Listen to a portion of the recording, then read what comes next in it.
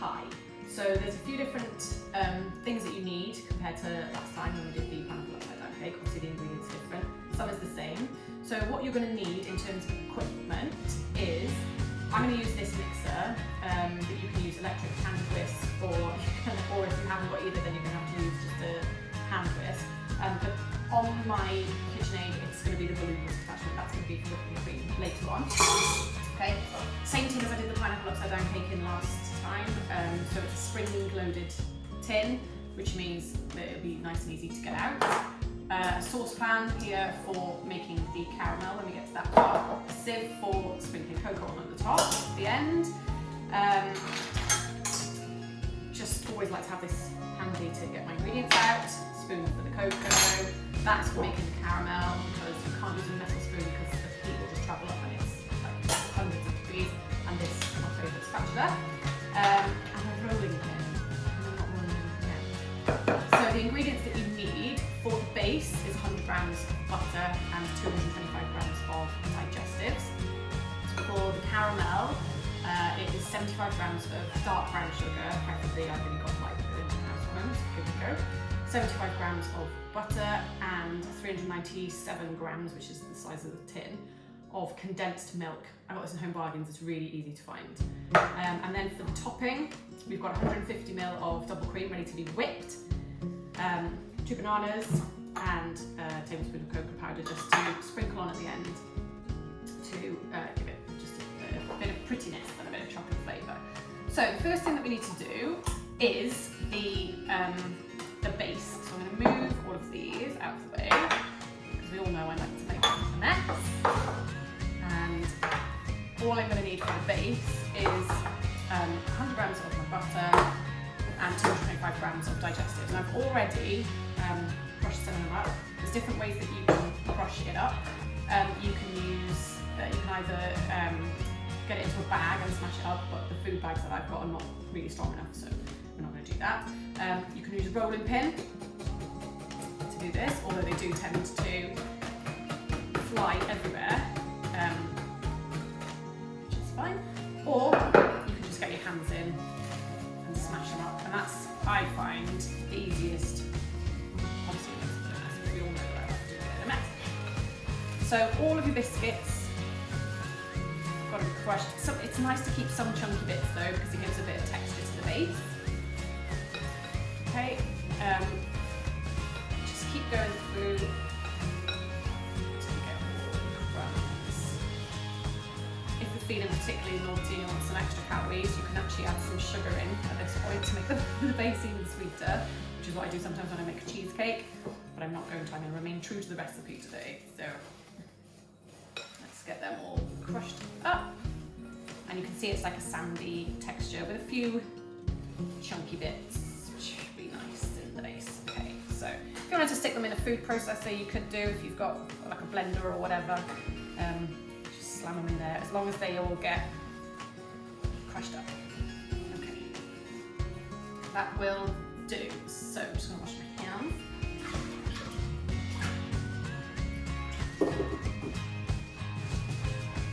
So into this, I'm going to need to put my butter melted. So you can do this in a pan, or you can slam it in microwave for 30 seconds or so. Just keep checking it.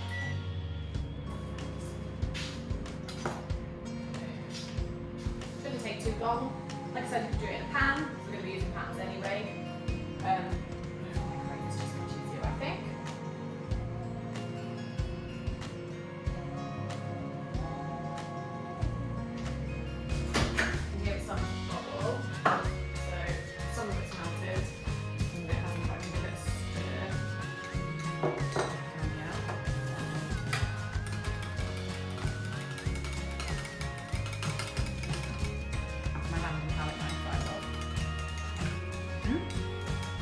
And the heat then from the bowl and the rest of the butter should be enough.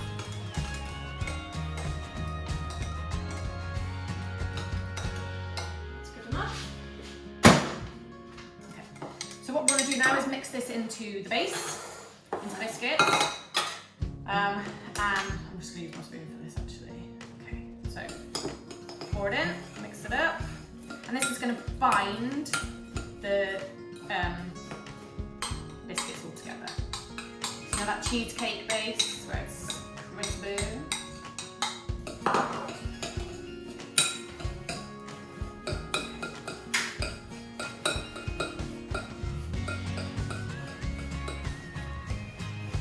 Make sure it's all mixed in. You want it all to be coated in butter, otherwise anything that's not coated in butter is not going to stick. Okay. And you can see the biscuits have changed if they're looking more moist with butter. Okay. Into here then, really straightforward. Chuck it all in. Like that. Okay, and then with your spoon, just push it down. So you're just pressing it so that when the butter cools and sets, it holds it all together and it's quite firm. Because when you chop it, you don't want it to all be falling apart. So it's got to be patted down really quite firm.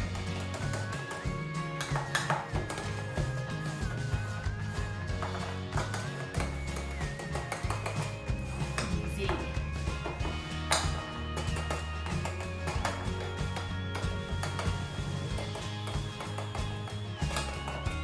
Worth getting this right because it's not a long recipe, there's not masses to do, but it is worth making sure your base is good because for me the base is my favourite bit. Okay. And the smoother your crumbs, the easier that will be, but it's still nice to have like a couple of chunky bits as well, I think. Okay, that is looking really smooth and it's obviously all the way to the edge of the tin. Okay, so you can see it's quite dense in there. And then what we're going to do is we're going to put that in the fridge for an hour, or the freezer even for like 10 minutes if you've got room in your freezer, so that that's set. Because if we pour warm caramel on top, it's all just going to melt and go mushy. So we will pop that into the fridge and we will make the caramel in it. Yeah. So I've taken the base out of the fridge and it's nice and cool, so that when we put the caramel on there, we shouldn't have any disasters. So we obviously now need to make the caramel, and for this we're going to take our 75 grams of brown sugar, butter and our tin of condensed milk, and we're going to go over to the hob. I'm going to change my caramel.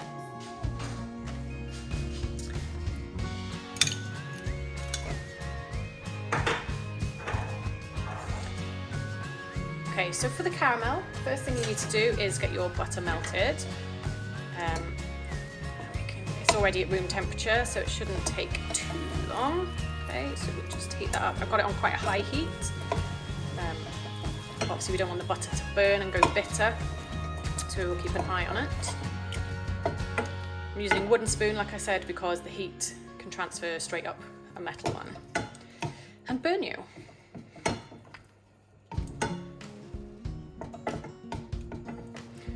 The pan that I'm using is thick on the bottom so that the heat distributes really evenly, because if it was just hot in the middle or at the edges, then you wouldn't get an even caramel. So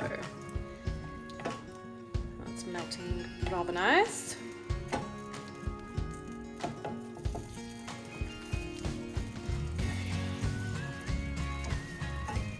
So once that is all even, all the lumps have gone, we're going to put in our sugar. Okay, to mix that in until the sugar has dissolved. You can see the grains of it at the moment, and we don't want to see that. So always stirring so that it doesn't get stuck on the bottom of the pan. If you feel it's going a bit fast and you want to turn it down to control the heat, that's fine, but it needs to get up to over 300 degrees. So it needs to be like lava. See it starting to bubble.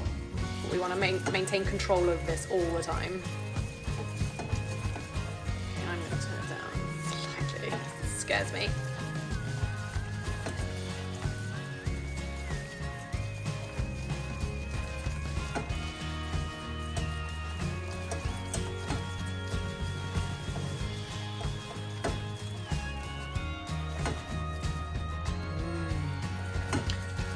Do not be tempted to lick this. You will get 3rd-degree burns.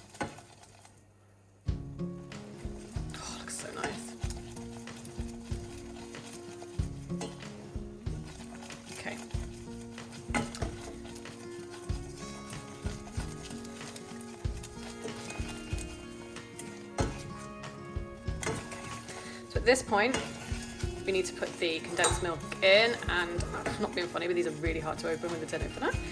But we need to put it in, and we need to stir.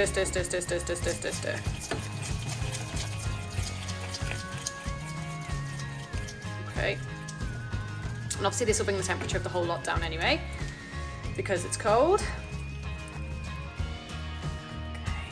Okay. And you can get the rest out of that tin. It's so sticky. Okay, now what we need to do is bring this to a boil. Okay, so keep it on that high heat. You could use a whisk at this point, but again, like mine's got a metal handle, so I'm not going to because the heat will travel, so I'm just going to keep going with my wooden spoon. And it should change into a beautiful golden colour.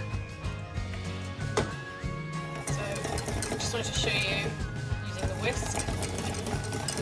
Whisking, and you'll see it start to change colour. It does take quite a long time, but it's worth the wait.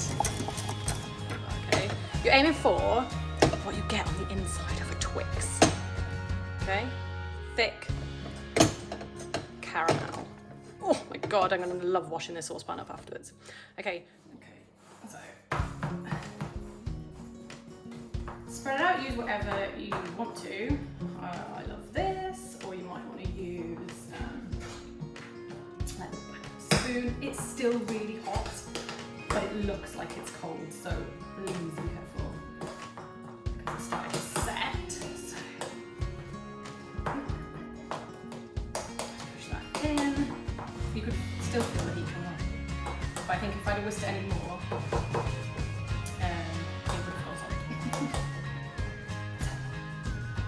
you could pour it straight in from the pan if you wanted to, but just be mindful that it will need to be cooled as quickly as possible. Okay. I've got my 2 layers so far, my biscuit base and the caramel. And when that is totally cool, then we're going to put some bananas and cream on top. So I'm going to put my 2 layers. It's not too warm now, I put my 2 layers in the fridge. And back to, it's time to whip the cream. I clean all the stuff down. It's nearly cool in the fridge, so I'm going to begin to whip the cream for the topping. It's going to be needed to be whipped for ages. Okay, like I could do it here. You might have to do it in a bowl with a whisk, or if you've got a handheld whisk, you can use that. So literally, it's just nothing else goes in with the cream.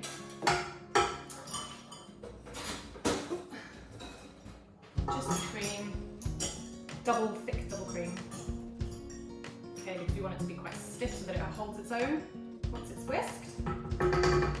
Okay, and it's just a case of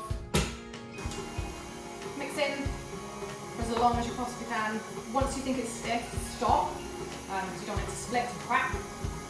But I'm just going to leave this whisk and I'll see you when it's done.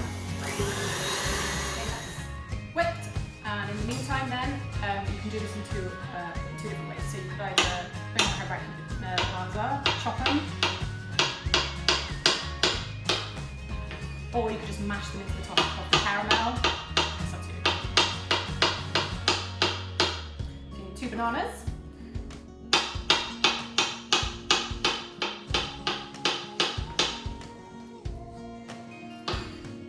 I like to slice them because then you can arrange them pretty. For our pineapple upside down cake, all about the prettiness.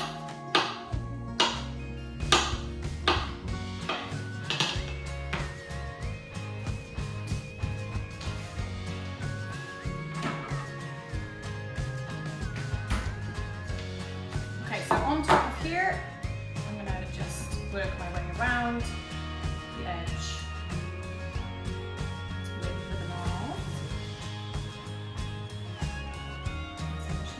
Not sure if I've mentioned why I don't like bananas.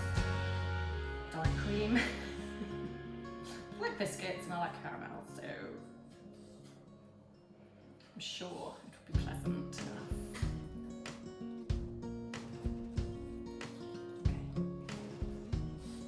I'm just going in rings.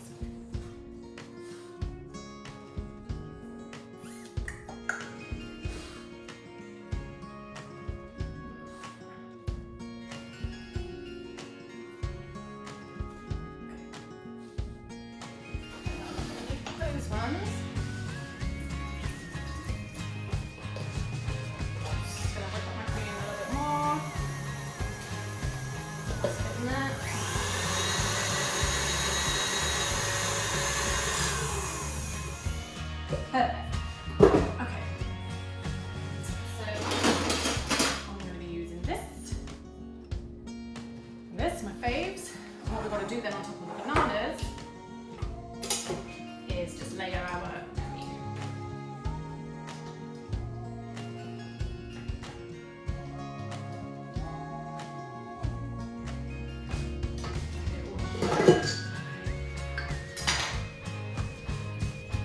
That's what you want your cream to look like. It's really grainy and split. So I'm just going to put dot there, so I'm just going to lift the bananas up. And roll out. Trusty palette knife.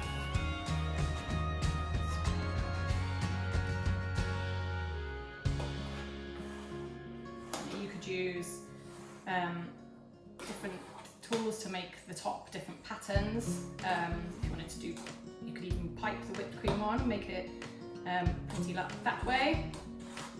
But I'm just going to spread mine. And I'm going to push it to make sure it goes in between the bananas so that it hits the caramel as well. Okay. So I want it nice and flat. Then once I think it's even, I'm going to just make it look a little bit pretty.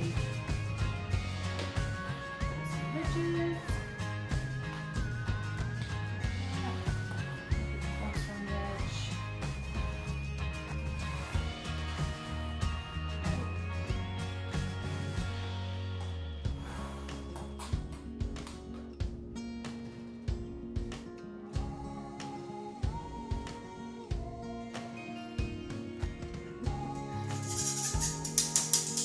Okay, so I can put this into the fridge, and when it's set, we shall do a quick review.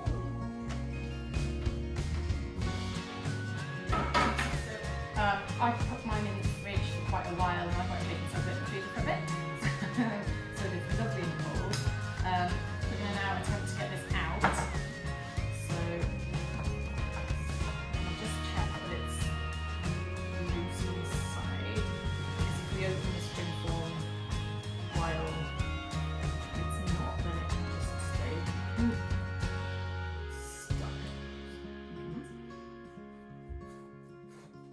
This side seems to be colder than the other side, but that's fine. So, gosh, beautiful. So I'm going to undo this. Apart from this bit here, it's going to do there. And obviously it is on this little tray here. So, and that's coming off. So you can see the layers. Pull that bit there. That's not attractive. So it's super cold, so hopefully it cuts really well. It's got quite a thick. Put my hand in it. Quite a thick base, and obviously the butter has set really nicely now in the biscuit base. Cut.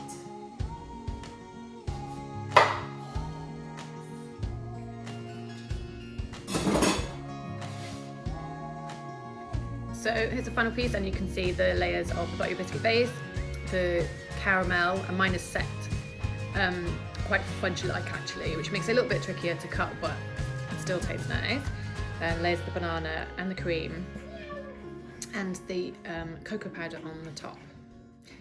Enjoy, good luck, let me know how you get on.